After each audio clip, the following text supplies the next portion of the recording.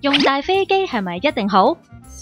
而家由香港國際機場出發，5個鐘頭就可以飛到全球半數人口居住嘅地方，而且航空網絡廣闊，連接大約180個目的地，咁方便，自然吸引到世界各地嘅旅客嚟香港轉機啦。如果航空公司全部用晒啲大型客機，係咪就可以提升機場嘅效率呢？咁又未必㗎喎。情況就好似一間餐廳忽然改晒個餐牌咁，淨係賣啲大隻嘅龍蝦餐，其他菜式好似鹹牛脷、酥皮海鮮湯咁，通通都取消晒。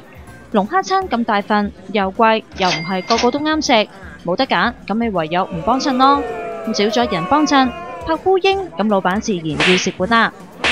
航空公司嘅運作其實都係同一個道理。如果淨係用大型客機，即係話無論有幾多乘客，都係用大飛機。大飛機運作成本高，如果唔夠乘客，航空公司就會蝕本，或者索性減少航點同班次，淨係用大飛機飛啲有錢賺嘅航點，到頭嚟受影響嘅只係乘客嘅啫。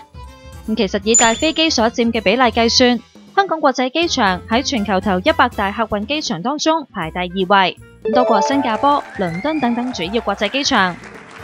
又有人提出放棄非主要航點嘅航線嚟提高效率，情況都係一樣㗎。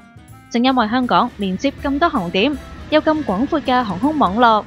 世界各地嘅人先可以齊集喺香港傾生意、開會等等，之後轉去唔同嘅地方。如果少咗呢一啲非主要航點，要好轉折先至嚟到香港，